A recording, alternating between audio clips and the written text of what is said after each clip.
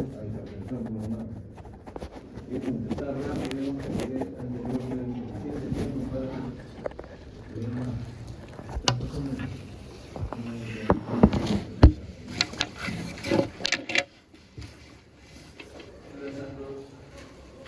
cuatro causas de insuficiencia mitral aguda. Un infarto agudo de miocardio. ¿Por qué? Porque un infarto agudo de miocardio puede generar cardiomiopatía isquémica. No. Curas con cuatro causas de insuficiencia mitral aguda. ¿Por qué? ¿Por qué? Bueno, ruptura de músculos colaterales.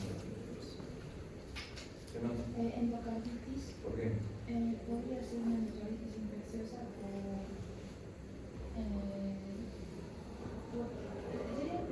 principalmente. Ok.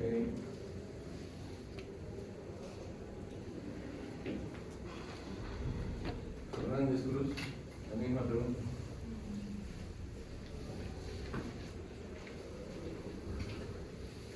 Sonanda, ¿qué voy a hacer contigo, Sonanda? Más. La misma pregunta.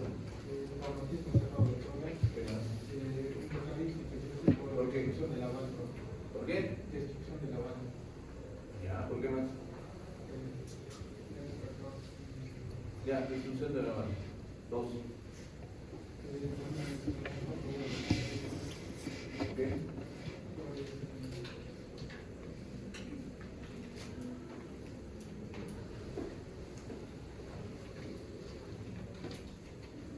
Prolapso de válvula mitral por ruptura de músculo, no de músculo orbital, de cuerda tendinosa e infarto, que ha dicho la doctora, ruptura de músculo orbital.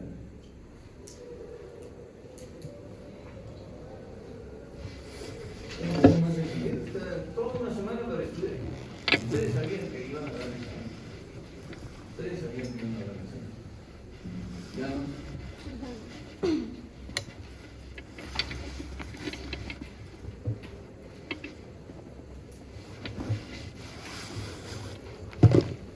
¿Cuál es el mecanismo compensatorio más importante de la insuficiencia aórtica? Sería lo que es la hipertrofia ventricular izquierda de tipo concéntrica para... Concéntrica, la insuficiencia ventricular. Pero la insuficiencia óptica es excéntrica. ¿Verdad? Excéntrica, sí.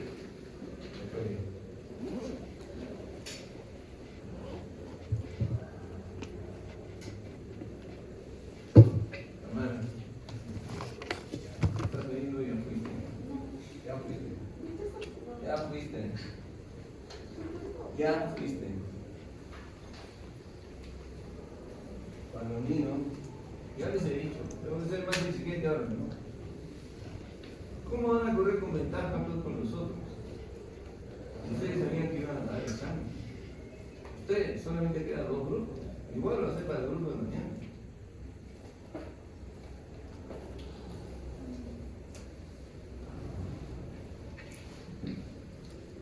Palomino Carrasco. Dos signos ocultatorios. Quispe Cañampa. Dos signos ocultatorios de insuficiencia mitral severa. El soplo de estenosis costilla. Soplo estenosis. Nada. Vaya al show, doctor, vaya al show. Hablando. Targo Coyo.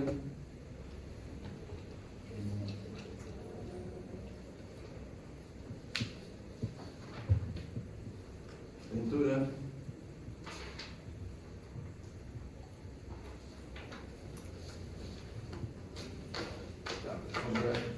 Fácil, he pedido dos, le puedo dar tres. Tercer ruido. Me dicen que mi insuficiencia mitral es severa. Rodamiento mitral, me dicen que mi insuficiencia mitral es severa.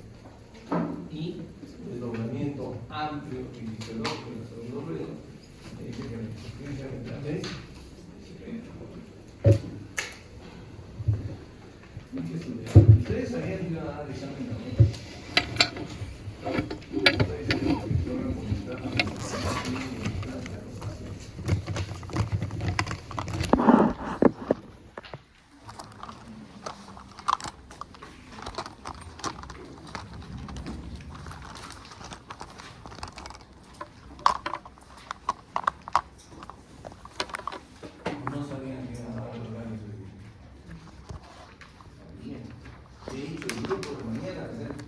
Tiene que contestar así, si no, perfecto. Toda una semana para estudiar. Toda una semana más que los demás. Tremenda ventaja. Y no estudio.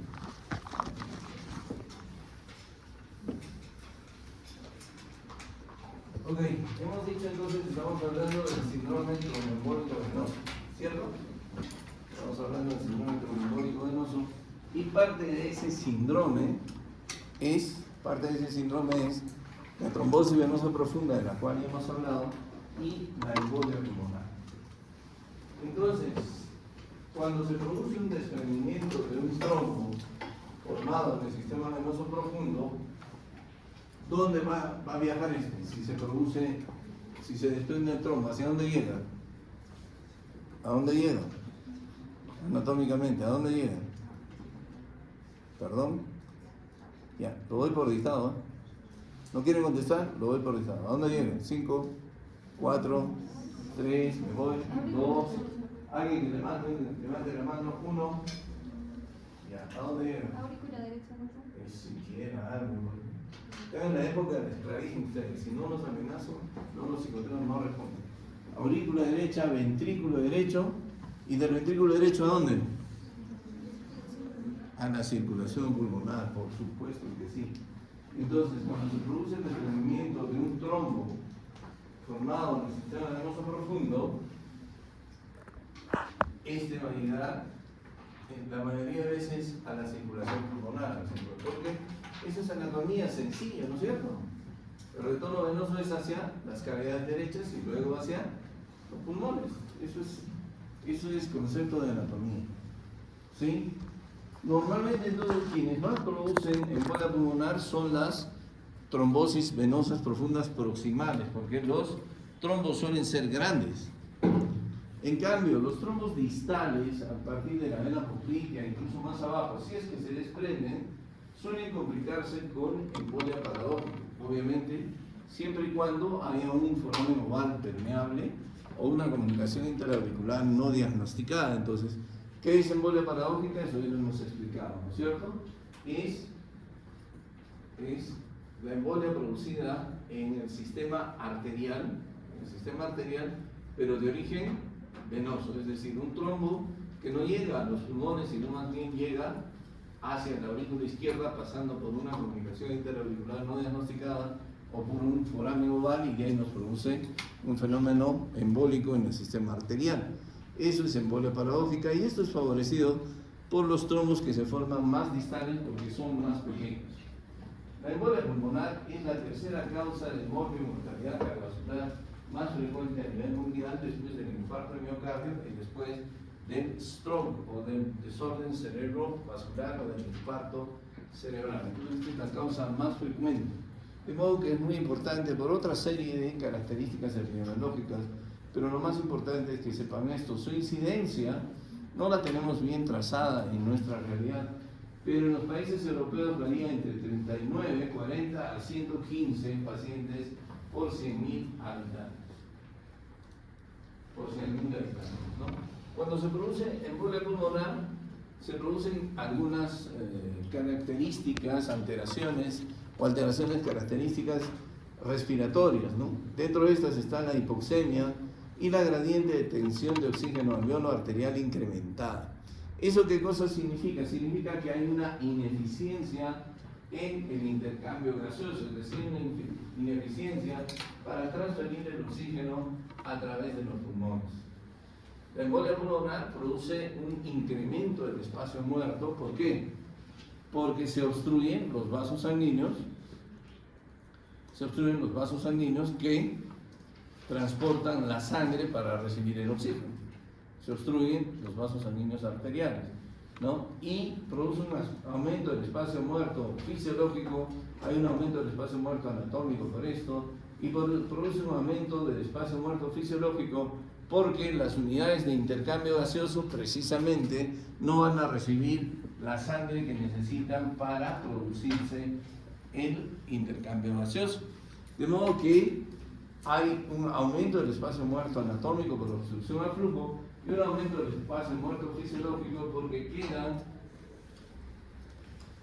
quedan sin perfusión las unidades de intercambio gaseoso, quedan sin perfusión los alveolos que se necesitan para el intercambio gaseoso. Existen además dentro de la fisiopatología de la embolia pulmonar otra serie de alteraciones, ¿no? Una de ellas está la resistencia vascular incrementada, pulmonar incrementada. La resistencia vascular pulmonar se incrementa por dos motivos. Uno, por la obstrucción anatómica. Este especialmente aumenta cuando se ocluye entre el 30 al 50% del área vascular pulmonar total, del área transversal vascular pulmonar total, entre el 30 al 50%. Entonces se produce una obstrucción por razones, un aumento de la resistencia, por razones anatómicas. Una de ellas es la obstrucción del lecho vascular pulmonar. Y por razones fisiológicas. ¿Por qué? Porque el trombo, ¿qué cosa lleva? Plaquetas, ¿no es cierto? Plaquetas. Las plaquetas activadas inducen la liberación de sustancias vasoactivas, como la troponina y el tromboxano A2, que producen a su vez vasoconstricción. Entonces, hay dos razones por las que aumenta la resistencia vascular pulmonar, por razones anatómicas, por obstrucción de determinada cantidad o determinada área del lecho vascular pulmonar y por vasoconstricción. Hay un intercambio gaseoso inadecuado. ¿Por qué hay un intercambio gaseoso inadecuado? Por lo que acabamos de mencionar. Porque hay aumento del espacio muerto anatómico y aumento del espacio muerto fisiológico, por las dos cosas. Hiperventilación alveolar. Esta hiperventilación alveolar se produce por un mecanismo reflejo. Hay obstrucción y entonces hay un mecanismo reflejo que hace que el paciente tenga hiperventilación. Incremento de la resistencia de la vía aérea. O sea, no solamente hay un incremento de la resistencia vascular pulmonar, sino también hay un incremento de la resistencia de la vía aérea. ¿Debido a qué? Debido a que estos metabolitos, serotonina, tromboxano 2, también producen broncoconstricción, ¿sí? También producen constricción del músculo bronquial. Y entonces también hay un incremento de la resistencia de la vía aérea. Disminución de la distensibilidad pulmonar por diferentes razones. Se produce hemorragia, se produce edema y se produce pérdida de surfactante en los pacientes que sufren embolia pulmonar importante. Y finalmente, el cambio fisiopatológico vital, el cambio fisiopatológico que puede llevar a la muerte del paciente es la disfunción del ventrículo derecho, como veremos a continuación, por diferentes razones. Entonces, ¿qué ocurre desde el punto de vista fisiopatológico en la embolia pulmonar? ¿No? Se produce aumento de la poscarga del ventrículo derecho. ¿Por qué hay aumento de la poscarga del ventrículo derecho? Porque aumenta la resistencia vascular pulmonar. ¿Por qué? Por la trombosis y por la vasoconstricción. Sabemos que el ventrículo derecho, y se los he dicho desde el inicio del curso, es una cámara de volumen, no es una cámara de presión. Y sabemos también que el ventrículo derecho responde a los dos tipos de sobrecarga, ¿con qué? Dilatándose, con dilatación. De modo que el aumento de la poscarga del ventrículo derecho lleva a dilatación del ventrículo derecho. Consecuencia de esto viene insuficiencia en la válvula tricúspide. La dilatación del ventrículo derecho aumenta su precarga, ¿no es cierto? Y también la poscarga también está aumentada, pre y poscarga, insuficiencia de válvula tricúspide. ¿Y esto qué produce? Aumento de la tensión de la pared del ventrículo derecho. El aumento de la tensión de la pared del ventrículo derecho, ¿qué produce? ¿Qué favorece? Produce un desbalance entre el aporte y la demanda miocárdica de oxígeno. ¿Por qué? ¿Cuáles son los principales determinantes del consumo miocárdico de oxígeno? Si ustedes recuerdan, la frecuencia cardíaca, el inotropismo y la tensión de la pared. Entonces, este aumento de la tensión de la pared produce o predispone a isquemia del ventrículo derecho. El aumento de la tensión de la pared, ¿no?, produce activación neurohormonal. Hemos dicho qué cosa, esto es cuestión de que sigan recordando. En insuficiencia cardíaca se produce aumento de las presiones de llenado. aumento de la tensión de la pared, y eso produce activación neurohormonal, activación del sistema renina-angiotensina, de las catecolaminas y todo. Lo que pasa es que en la embolia pulmonar eso se produce en forma aguda, y esa activación neurohormonal es tan importante, sobre todo en las catecolaminas, que se produce inflamación del miocardio. Entonces, por un lado, hay inflamación miocárdica y por otro lado hay isquemia del ventrículo derecho. Isquemia del ventrículo derecho por aumento de la tensión de la pared, ¿cierto? A eso predispone, pero no es la única causa de isquemia del ventrículo derecho, por si acaso. Y dos, se produce inflamación miocárdica, ¿por qué? Por activación neurohormonal aguda. Esas dos cosas traen como consecuencia que la contractilidad del ventrículo derecho caiga. Cae la contractilidad del ventrículo derecho, cae el gasto del ventrículo derecho, y esto ocasiona una caída de la precarga del ventrículo izquierdo. ¿Por qué? ¿Por qué si cae el gasto del ventrículo derecho, cae la precarga del ventrículo izquierdo? ¿Por qué? Sencillo, fisiología, vamos. ¿Por qué? ¿Qué? ¿De quién?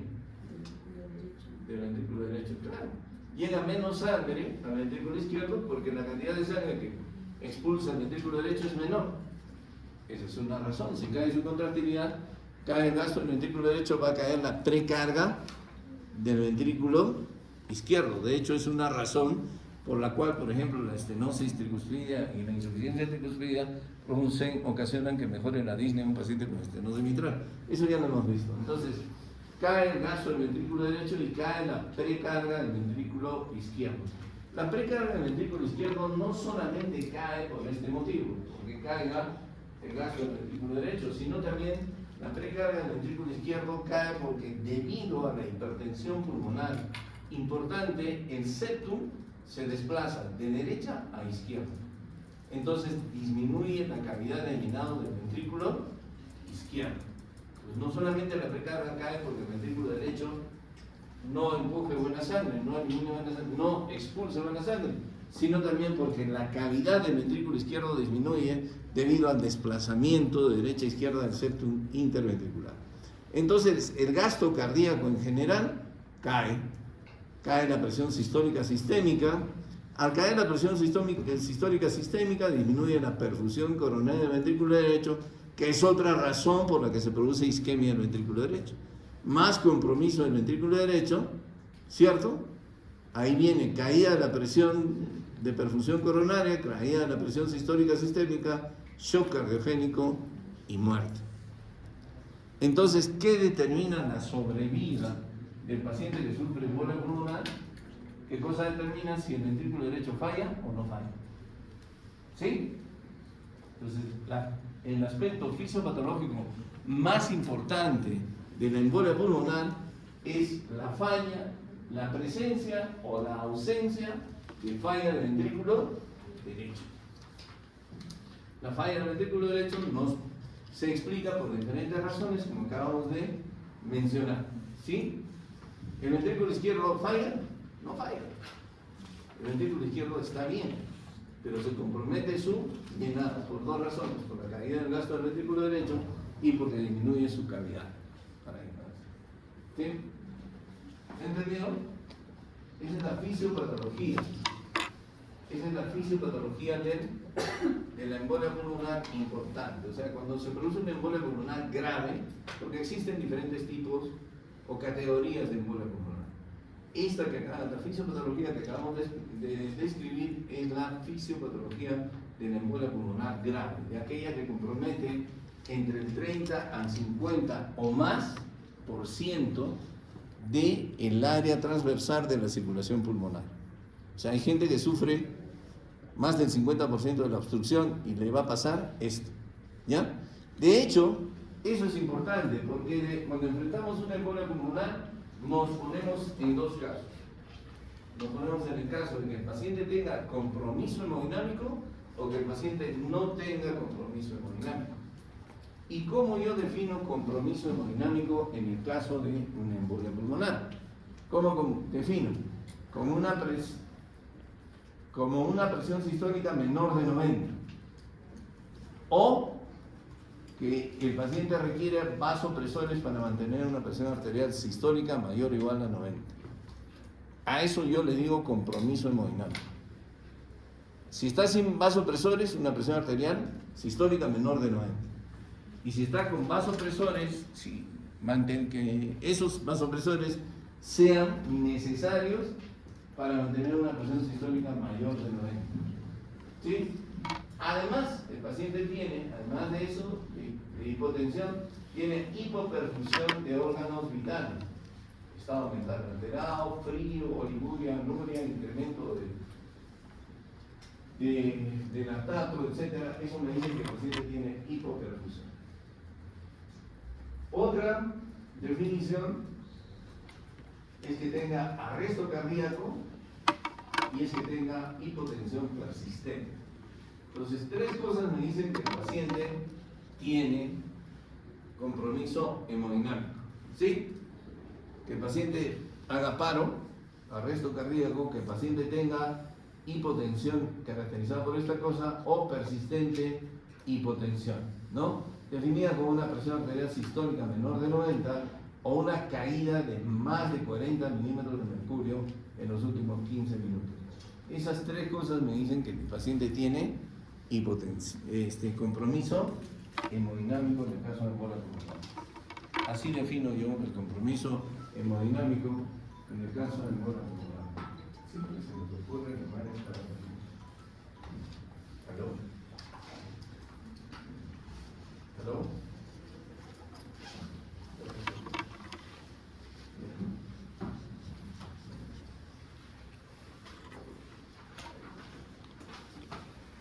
Bien, entonces, vuelvo a repetir, cuando enfrento yo a un paciente con el probable diagnóstico de embolia pulmonar, tengo que establecer dos cosas, si tiene compromiso hemodinámico o no tiene compromiso hemodinámico.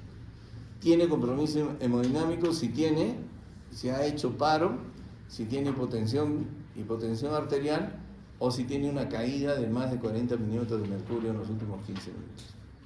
Ahí digo que tiene compromiso hemodinámico, porque el cuadro clínico es muy inespecífico, ¿no? Estas son las características clínicas de los pacientes con posible embolia pulmonar. Es muy inespecífico. De hecho, a la embolia pulmonar se le conoce como la gran simuladora.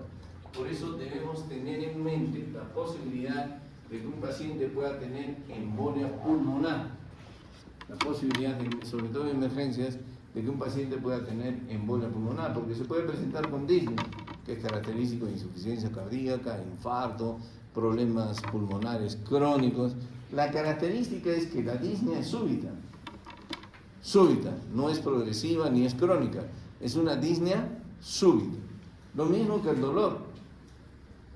El dolor puede ser tan intenso o casi indistinguible de un síndrome coronario agudo. Nuevamente, en emergencia les digo que deben pensar no solamente en síndrome coronario agudo, sino en embolia pulmonar, en disección de aorta, que tenemos estudiado, en pericarditis, ¿cierto?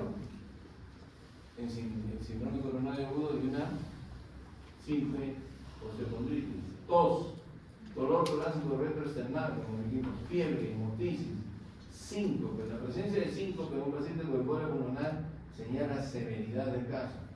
Dolor en piernas, y hay que buscar siempre esto, signos de trombosis venosa profunda, edema en miembros inferiores, impotencia funcional, circulación colateral. El edema es unilateral generalmente.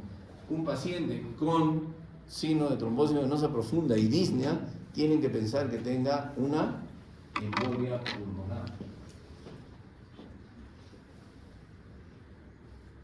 Como les dije, a esta patología se le conoce como la gran simuladora.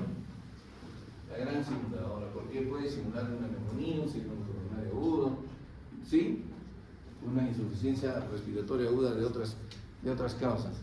Característicamente, el dolor torácico o la disnea son de inicio súbitos, no son de inicio progresivo. Eso hay que tener en la cabeza, ¿no? Y al igual que en la trombosis venosa profunda,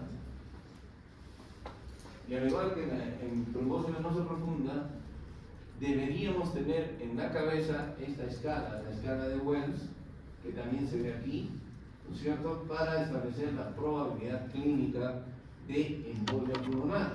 Si el paciente tiene una embolia pulmonar, una trombosis previa, tienes un punto, ¿sí? Una taquicardia mayor de 100, tienes otro punto. Cirugía o inmovilización en las últimas 4 semanas, otro punto. Hemoptisis, cáncer, signos clínicos de trombosis venosa profunda, tienes otro punto. O diagnóstico alternativo menos probable o más probable que menos probable que embolia pulmonar, tienes otro punto. Y aquí también establecemos una probabilidad clínica de improbable o probable. Improbable 0 punto y probable más de 2 puntos. Igual que en la trombosis venosa profunda. Y lo único que vemos son las antecedentes, los factores de riesgo, en qué están basados esta regla de Wells, en los factores de riesgo y en la clínica. ¿No? Factores de riesgo, ya dijimos, ¿qué factores de inmovilidad? ¿No? Cirugía, cáncer, trombofilia, etcétera. Eso en caso de trombosis venosa profunda. ¿No? Y en este caso, otra vez, está el diagnóstico de trombosis venosa profunda previa, o signos clínicos de trombosis venosa profunda, frecuencia cardíaca elevada, inmovilización, hemoptisis, cáncer nuevamente, ¿no? Entonces, si el paciente, no es difícil recordar esto. Si el paciente tiene 0 punto, es improbable en el embolia pulmonar, y si el paciente tiene más de 2 puntos, mayor o igual a 2 puntos, la embolia pulmonar es probable. Esto nos sirve para seguir el camino. Esta es otra tabla, es la tabla de Ginebra, lo mismo, en 2 categorías, y otra vez de frecuencia cardíaca, cirugía, fractura en el último, hemoptisis, cáncer, es casi lo mismo. Dolor en extremidad o signo de trombosis venosa profunda, dolor a la palpación, edema unilateral, etc. Es casi lo mismo. Es casi lo mismo, ¿no? Entonces, esa es la escala de Ginebra. Ok, entonces basamos el diagnóstico de probable o improbable embolia pulmonar en la escala de Wells, o si quieren en la escala de Ginebra, ¿no es cierto? Como les dije al inicio, existen diferentes categorías de embolia pulmonar. La embolia pulmonar masiva, esa que hemos descrito, cuya fisiopatología ya hemos descrito y que hemos dicho que tiene entre el 30 o más del 50% de compromiso del área transversal de la circulación vascular pulmonar, y esta se caracteriza por hipotensión arterial o por compromiso hemodinámico, por las características de compromiso hemodinámico que acabamos de mencionar. Gracias a Dios es la menos frecuente. Luego está la embolia pulmonar moderada, en la que no hay hipotensión arterial, pero sí verificamos que hay compromiso del ventrículo derecho. Hay hipoquinesia del ventrículo derecho, pero no hay hipotensión arterial. Y luego está la más frecuente de todas, la embolia pulmonar pequeña a moderada, en la que la función ventricular derecha es normal y la presión arterial también es normal. Esa es la forma más frecuente de embolia pulmonar, gracias a Dios. Pero tenemos que estar atentos a la embolia pulmonar masiva con compromiso hemodinámico, porque esos pacientes tienen alta mortalidad. Existen 2 extremos entonces, el paciente que tiene embolia pulmonar masiva y el paciente que tiene embolia pulmonar pequeña, que es el más común. En el medio están los pacientes con embolia pulmonar moderada, a los que tenemos que observar y a los que vamos a clasificar como de riesgo intermedio a bajo o de riesgo intermedio a alto. ¿Qué les sugiere a ustedes esta frase? Infarto pulmonar, ¿un problema severo o un problema leve? ¿Qué les sugiere? Severo, ¿no es cierto? Un problema severo. En realidad no lo es. Generalmente el infarto pulmonar es una embolia pulmonar pequeña, pero es muy dolorosa porque los émbolos suelen ser pequeñitos y suelen localizarse o alojarse muy cerca de la pleura y suele asociarse a hemoptisis. Entonces, contrariamente a lo que sugiere la palabra, generalmente son embolias pulmonares pequeñas. Si bien es cierto, la mayoría de veces la embolia pulmonar es secundaria a un trombo, a un coágulo sanguíneo, ¿sí? Existe también embolia pulmonar no trombótica, por ejemplo, embolia pulmonar grasa, en el caso de fracturas de grandes huesos, una fractura de fémur, una fractura de cadera, etc. Puede también haber embolia pulmonar grasa. Embolia pulmonar por cemento, aunque no crean. En el caso de reemplazo en el caso del uso de prótesis de cadera que son cementadas, también se puede producir embolias pulmonares, así, embolias pulmonares gaseosas, ¿no? Que se producen por el desgarro de la placenta, por ejemplo, también se puede producir eso, ¿no? Embolia pulmonar por líquido amniótico, etc. Pero no son muy frecuentes. Aparte de la fisiopatología que hemos descrito, obviamente el cuadro clínico depende de dos cosas más: de la presencia o no de cardiopatía previa o de neumopatía previa. El cuadro clínico depende del estado cardíaco y pulmonar previo. Ejemplo de esto: no será lo mismo una embolia pulmonar moderada que un paciente que tiene insuficiencia cardíaca, por ejemplo.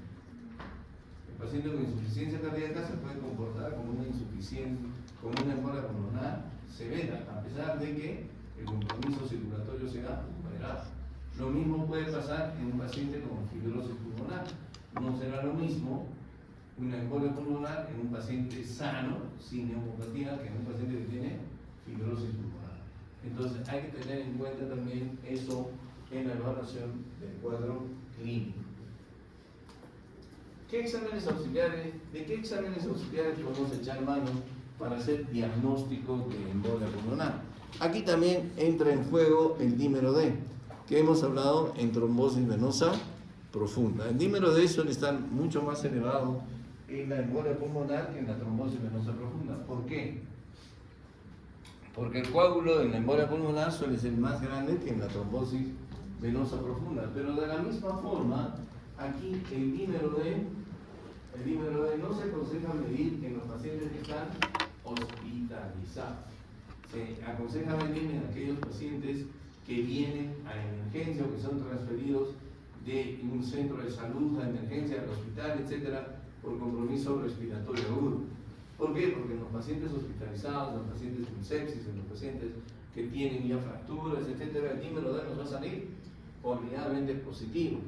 Y el valor del dímero D no es un valor predictivo positivo, porque el dímero D no me dice que hay embolia pulmonar, el dímero D me dice que hay un coágulo que en alguna parte del cuerpo se está guisando. El valor del dímero D es su valor predictivo negativo. Si el dímero D me sale negativo, debo de pensar en otra cosa. ¿Por qué? Si es negativo me dice que no hay trombo, pues. No hay coágulo, debo de pensar en otra cosa. Eso es importante, el valor predictivo negativo del dímero D, y lo pido no el paciente hospitalizado. Es muy importante que ustedes recuerden eso. Los gases arteriales sirven para el diagnóstico de embolia pulmonar, salvo la hipoxemia, que la podemos hacer sin analizar los gases arteriales, ¿no es cierto? Salvo la hipoxemia. Yo le pongo el saturador y se acabó, y ahí sé si tiene hipoxemia o no tiene hipoxemia, ¿no? Salvo la hipoxemia nada más, pero de ahí no me sirve, porque yo puedo calcular el gradiente de tensión de oxígeno alveolo arterial en estos pacientes y me va a salir alto a pesar de que sea una embolia pulmonar pequeña. Entonces no tiene mucho valor. ¿Aló?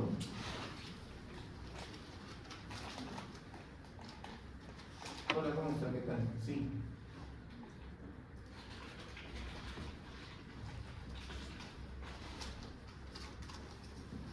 Está bien, tranquilo, está bien. No, bueno, a usted le conviene. ¿Ya? No, tranquila, no se preocupe. Ya dejé, está bien. No se preocupe.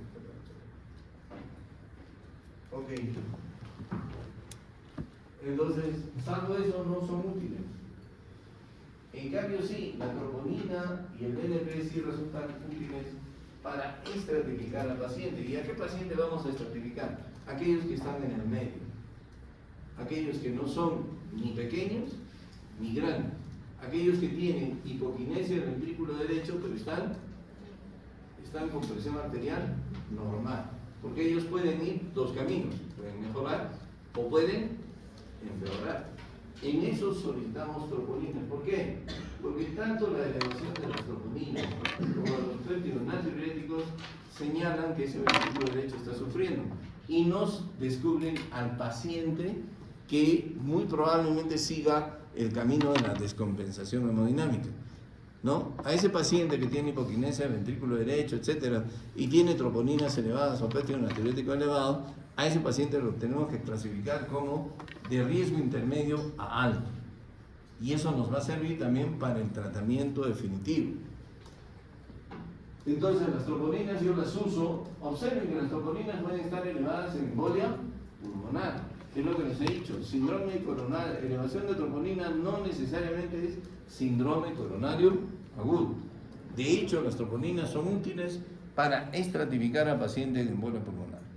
El electrocardiograma es una herramienta antigua, pero es útil en los pacientes de embolia pulmonar. Cuando la embolia pulmonar es severa, el electrocardiograma muestra una serie de cambios. No, uno, crecimiento auricular derecho. Dos, el eje se va hacia la derecha. Tres, signos de hipertrofia ventricular derecha. Onda R alta en B1, pobre progresión de la onda R de B1 hasta B6, que es signo de hipertrofia ventricular derecha. Ondas T negativas en B1 y B2, ondas T negativas y profundas en B1 y B2, que es hasta B3 inclusive, que señalan sobrecarga de ventrículo derecho, ST rectilíneo.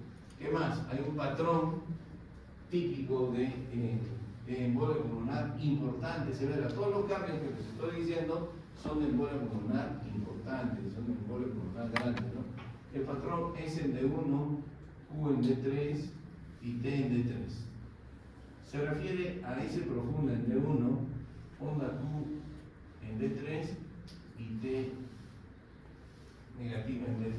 Ese patrón es en D1, Q en D3 y T en D3 y T en D3 señala también presencia de embolia pulmonar importante. Hay otro patrón en embolia pulmonar importante que se conoce con el nombre de QR en B1, que simula un ST elevado. Pero esto es solamente QR en B1, solamente se ve en B1. QR en B1. Ese patrón solamente se ve en B1. Para diagnosticar infarto, tienen que tener esos cambios en 2 derivaciones contiguas o más. Eso se ve en B1. Entonces, si solo lo ve en B1 y hay dolor, en vez de sospechar un infarto, sospechen una embolia pulmonar, si solo se ve en B1. Todos esos cambios se ven en embolia pulmonar severa, importante, grande, en el electrocardiograma, ¿no? Mientras que en una embolia pulmonar pequeña o embolia pulmonar moderada, lo único que pueden ver es lo más frecuente que se ve es simplemente taquicardia. Taquicardia que puede ser sinusal o puede haber diferentes tipos de arritmia, fibrilación auricular o taquicardia paroxística supraventricular, pero se ve aumento de la frecuencia cardíaca. Por eso sí han visto que uno de los criterios diagnósticos dentro de la escala de Wilson o la escala de Ginebra es aumento de la frecuencia cardíaca. ¿Ya?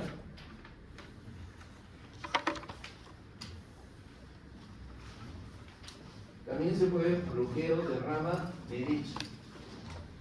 Bloqueo de rama derecha. Esto también en embolia pulmonar importante. Entonces aquí ven, la frecuencia está incrementada, 150 latidos, bloqueo de rama derecha, etc.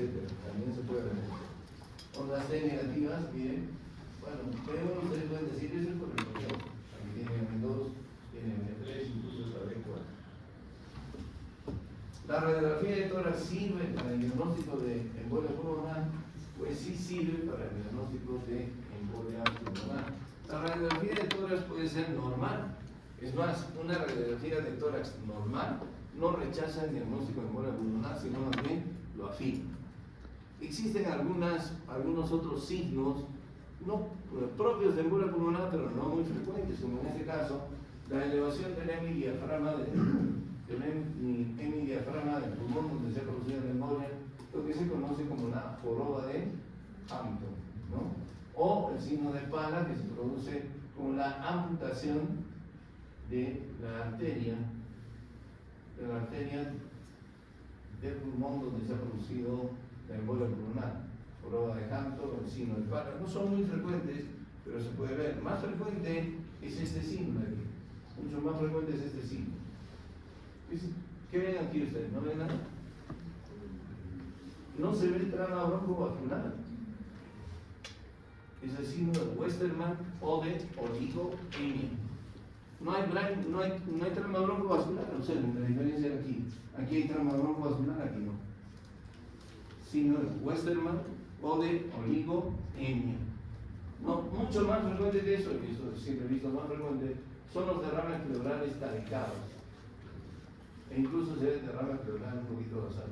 Mucho más frecuentes son los derrames pleurales taricados o derrames pleurales en el pulmón afectado por la embolia pulmonar. Muy bien, entonces ahora hemos hablado de todos los exámenes de sangre, dímero D, gases que no nos ayudan mucho, troponina, ¿no? Péptido natriurético, electrocardiograma, que produce cambios importantes fundamentalmente en embolia pulmonar. Importante la taquicardia, que es frecuente en los otros tipos de embolia. El examen GOL estándar para el diagnóstico de embolia pulmonar, sobre todo con compromiso hemodinámico, es la angiotomografía con contraste. Angiotomografía pulmonar con contraste, ¿no? Donde ustedes ven, aquí ustedes ven, esta es una tomografía donde ustedes ven los trombos, tremendos cuadros, ¿no?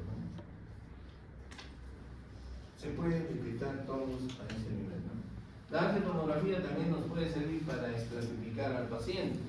Uno de los métodos de estratificación es la angiotomografía y la ecocardiografía, que no es el examen GOL estándar para el diagnóstico.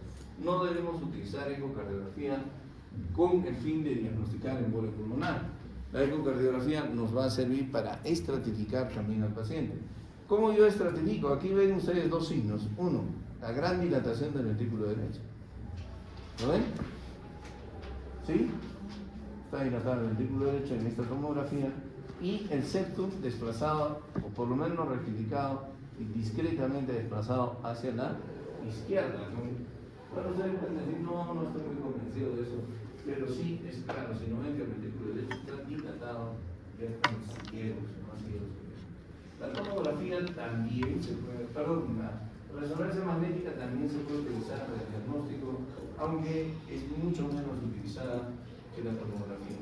Otro examen que se puede utilizar para el diagnóstico en casos de que yo no pueda hacer, por ejemplo, una tomografía por diferentes razones, puede ser lo que se llama un estudio de medicina nuclear, el estudio de ventilación-perfusión, en el que se utiliza una sustancia radioactiva, ¿no? Al final, esta es la imagen que nos da este estudio de ventilación-perfusión, este es un estudio normal, a diferencia de este estudio, ¿no? Donde ustedes ven áreas muy hipoperfundidas de los diferentes pulmones, tanto del derecho y del izquierdo.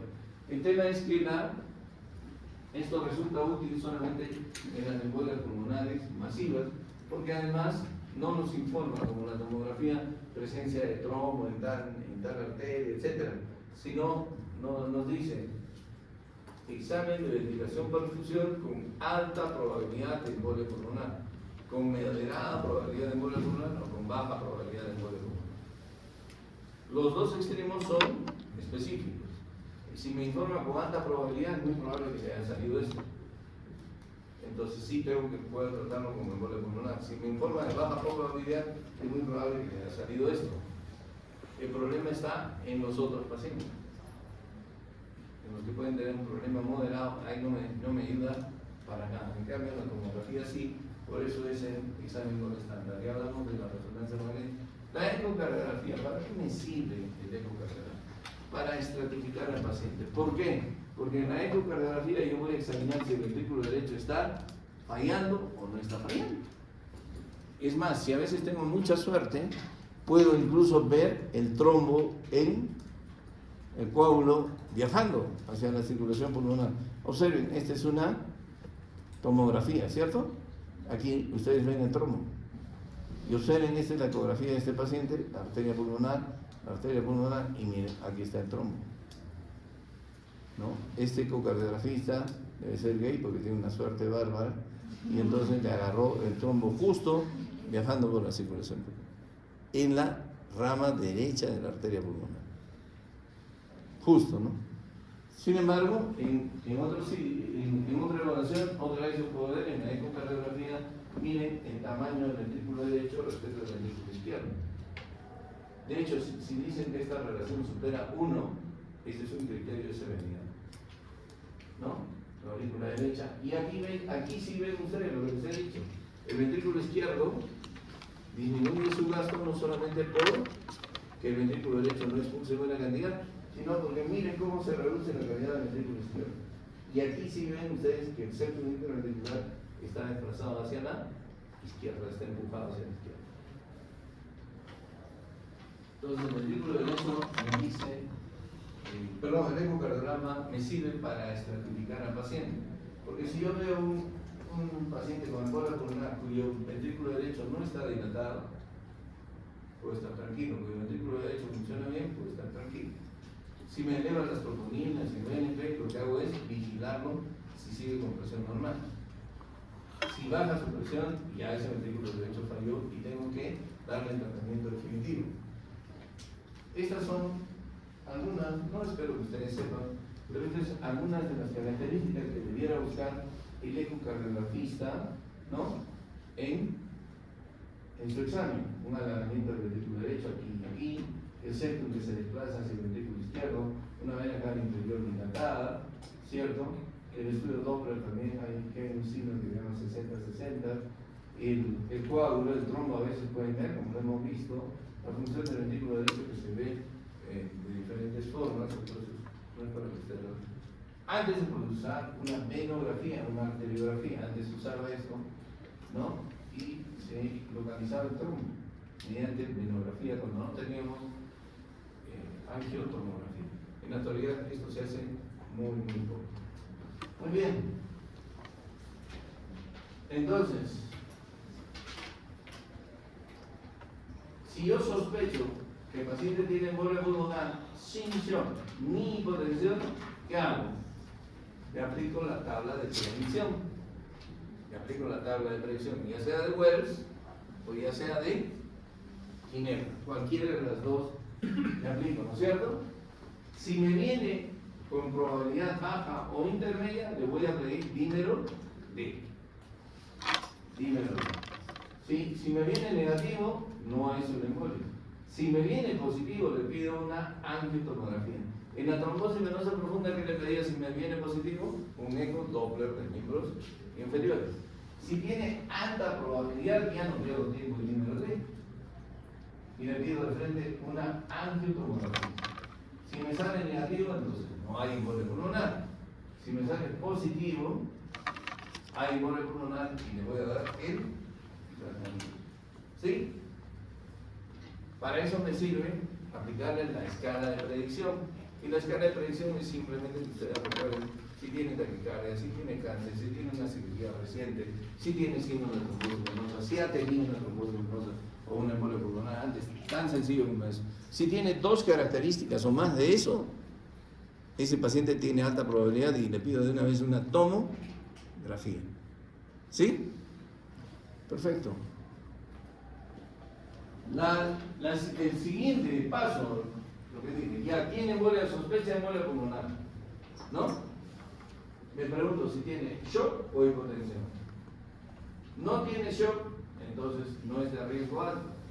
Si tiene shock, sí es de riesgo alto. ¿Riesgo alto de qué? De que se muera. A eso se refiere. Se va a morir. Bueno. Perfecto. Si el paciente tiene sospecha de embolia pulmonar, le apliqué la escala, ¿cierto? Y además tiene hipotensión arterial. Si tengo angiotomografía como en el hospital, eso es lo que le voy a hacer inmediatamente. Si hay angiotomografía, eso es lo que le voy a hacer. Angiotomografía, si me viene positiva, le doy el tratamiento respectivo. Si me viene negativa, tengo que buscar otras causas de inestabilidad hemodinámica. Si no tengo angiotomografía, ahí sí echo mano de la ecocardiografía. Y la ecocardiografía me va a decir si el ventrículo derecho está sobrecargado o no. Si no está sobrecargado, otras causas de inestabilidad hemodinámica. Si está sobrecargado, y ya hay angiotomografía, le pido angiotomografía. Si no hay otra prueba disponible, entonces le doy tratamiento específico para la embolia pulmonar, reperfusión pulmonar. Entonces es clave, 1, aplicarle la escala. 2, siguiente pregunta, si tiene o no inestabilidad hemodinámica. Ya hemos dicho cuándo tiene inestabilidad hemodinámica, paro cardíaco, hipotensión o hipotensión persistente o una caída de la presión de 40 milímetros de mercurio. Perfecto. Entonces, el paciente con embolia, lo que dice la guía, el paciente con embolia pulmonar y presencia de inestabilidad hemodinámica, una ecocardiografía a la hora cama o una angiotomografía, lo que debe de pedir. Y se recomienda que a todos los pacientes con embolia pulmonar les inicie anticoagulación inmediatamente. ¿No? La estratificación inicial de riesgo de una embolia pulmonar confirmada o sospechada basada en la presencia de inestabilidad hemodinámica se recomienda para identificar los pacientes de alto riesgo y de mortalidad temprana. Entonces, ¿y cómo yo hago? Sí, la pregunta es simple: ¿tiene o no tiene inestabilidad hemodinámica? Y identifico, si no tiene inestabilidad hemodinámica, ese paciente no es de alto riesgo. A ese paciente después lo voy a catalogar como de riesgo intermedio abajo o de riesgo intermedio a alto. Eso después. ¿En base a qué? En base a la ecocardiografía, a las troponinas y al perfil arterial. ¿Ya? Bien, el tratamiento. Soporte hemodinámico y ventilatorio. Hay algunos pacientes que van a necesitar entonces que yo les ponga inotrópicos para mantener una presión arterial más de 50, ¿no es cierto? Más de 90, perdón, una sistólica de más de 90, ¿no? A algunos se les puede poner 500 mililitros, pero cautelosamente, sobre todo en pacientes con bajo gasto cardíaco. La norepinefrina para pacientes hipotensos. En pacientes con bajo gasto podemos utilizar dopamina o glucarina, y el oxígeno es vital. Es vital también tratar de evitar la intubación del paciente. Estos pacientes, en la medida de lo posible, no se pueden intubar, no se deben intubar. Es vital tratar de incrementar la tensión parcial de oxígeno y la saturación de oxígeno en forma no invasiva. ¿Qué anticoagulantes utilizamos? Enoxaparina, en nuestra realidad no tenemos enoxaparina, no tenemos danteparina. En Europa hay una Parinux. Lo que utilizamos es enoxaparina, podemos utilizar la heparina común y corriente de alto peso molecular o heparina no fraccionada.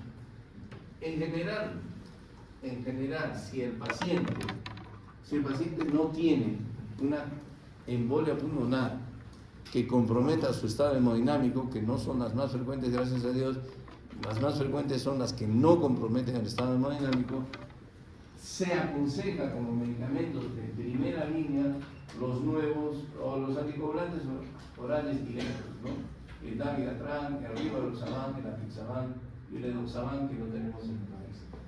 Entonces, estos se aconsejan como medicamentos de primera línea. Embolias pulmonares moderadas, embolias pulmonares pequeñas, estos son los medicamentos de primera línea para el tratamiento.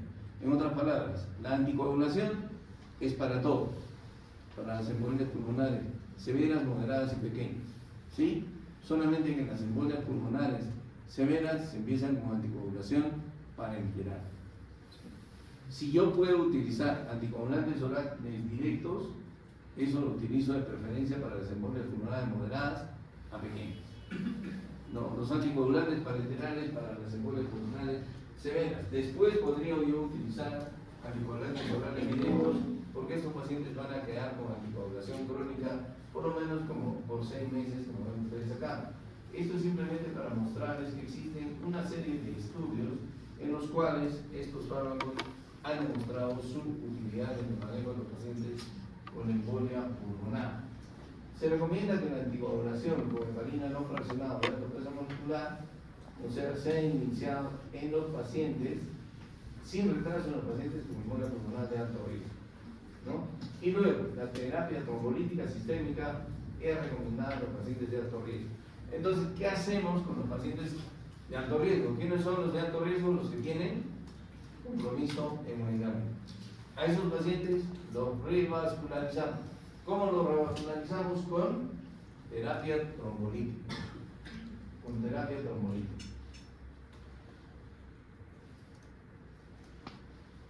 Cuando se empieza la anticoagulación oral, como les dije, en pacientes con embolia pulmonar, el cual es elegible para un anticoagulante directo, este es recomendado de preferencia en lugar de los antagonistas de la vitamina K. ¿Qué antagonistas de la vitamina K conocemos? Warfarina.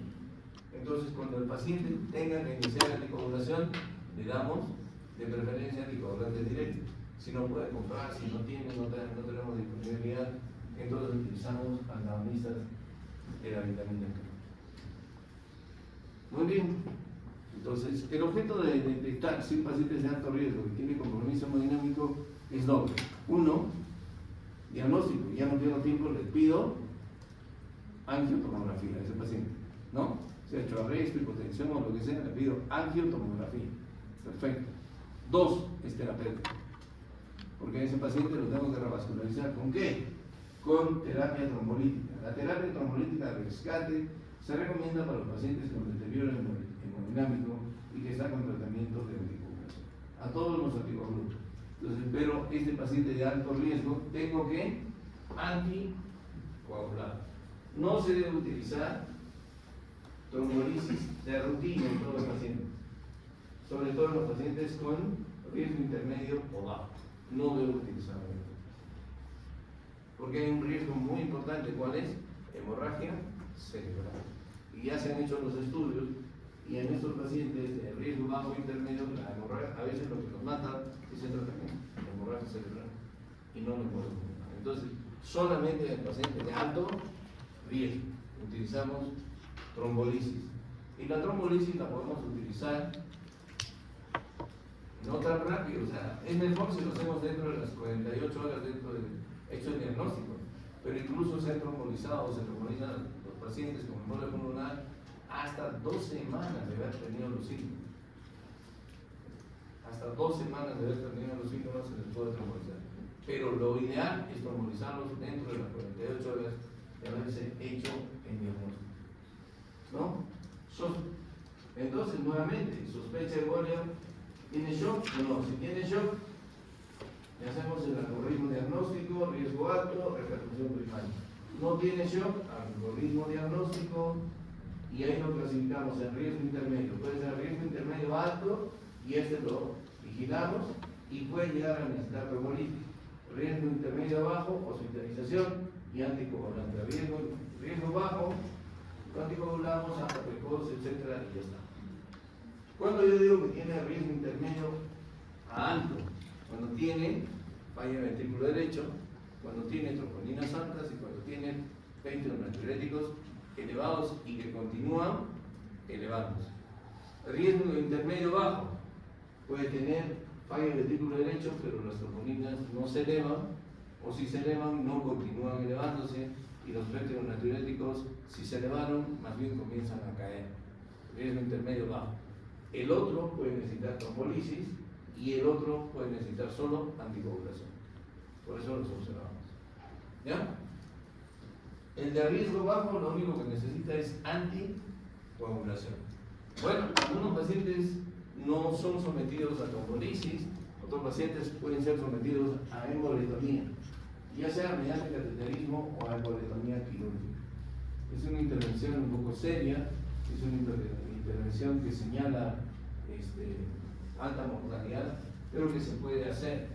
Se puede retirar el coágulo inmenso de la circulación pulmonar. ¿Qué tenemos que hacer para evitar el síndrome tromboembólico venoso? Profilaxis. ¿Y en quiénes hacemos profilaxis? Identificando cuáles son los pacientes de alto riesgo. ¿Y quiénes son los pacientes de alto riesgo para hacer síndrome tromboembólico venoso? Trombosis venosa profunda y embolia pulmonar. Las cirugías de alto riesgo. ¿Cuáles son? Aquí dice cirugías no ortopédicas de alto riesgo. La terapia médica oncológica, los pacientes con cirugía de cáncer, la cirugía ortopédica, los pacientes críticamente enfermos, ¿no?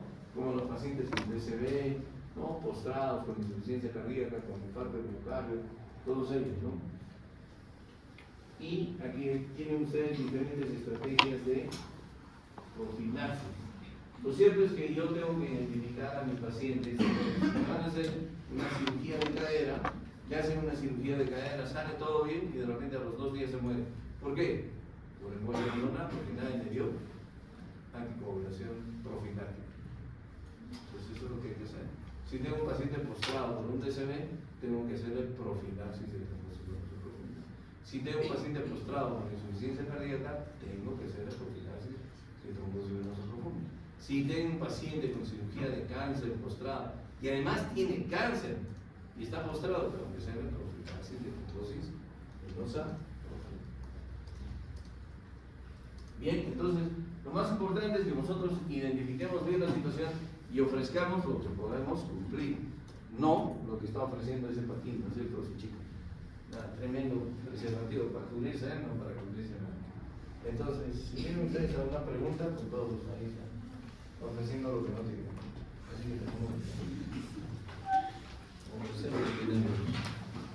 ¿Alguna pregunta? ¿Alguna pregunta? Sí. Doctor, en el caso de la situación de Illinois, solamente sería indicado cuando el paciente tiene alteración de estado dinámico o secuelas elevadas. Solamente cuando es de alto riesgo, compromiso hemodinámico, ahí nada más está indicado.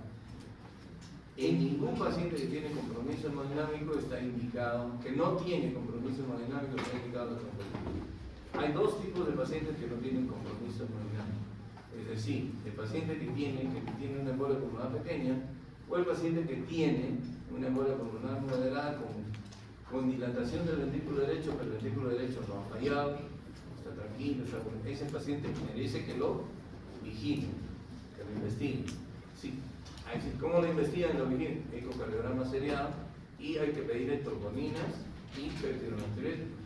Si comienza a elevar las troponinas, comienza a elevar los péptido-natriuréticos y comienza a fallar el ventrículo derecho, a ese paciente que no funciona. Pero trombolisis de inicio solamente el que tiene compromiso hemodinámico. Así. Muy bien. ¿Alguna otra pregunta?